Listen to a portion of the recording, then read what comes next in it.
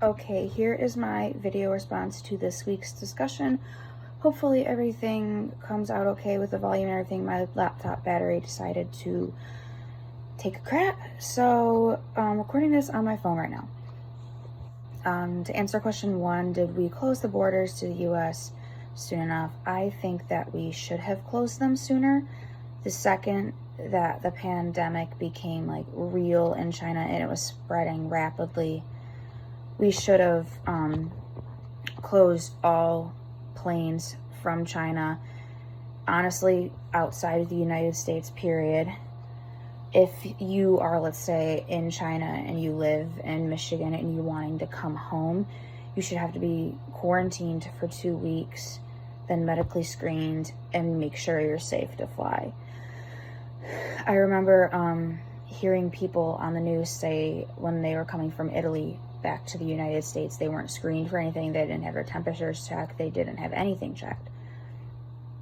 To answer the second question, what impact did the restriction of international travel make on the spread of COVID-19? And I'm thinking in terms of cities and states in regards to international travel, I really like the CNN article, and it mentioned the visitors almost like, this isn't what they said, but like taking hospital spots from the locals. Let's say you're in California, you're from Michigan, and you get COVID there. You obviously can't go home, so you have to get treated in California, and each state and city should be first focused on the residents that live there first, at least in my opinion, and you're almost taking a spot away from them. They're not going to deny you care. It's just that it's almost the care should go to the people who live there first. It sounds really bad, but that's what I think it should be. Are the restrictions helping or hurting efforts to contain COVID? They should be helping, but simply people don't care.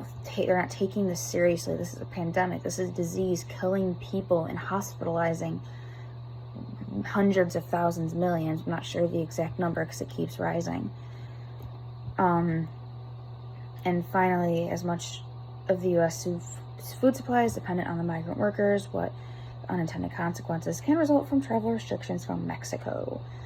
As I've mentioned before in previous videos, I work in a fruit and meat market, and currently our meat prices are going up. I'm assuming they're going up because they can't get the supplies, so they have to figure out how to make money in other ways, so they have to raise the prices.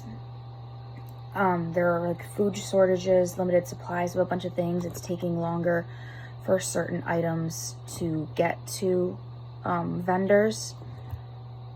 I think this will all slowly get better within time, but then there's the second wave that could happen, and this will happen all over again. I just think people need to not just worry about themselves, think about how their actions are affecting other people. Okay, thank you.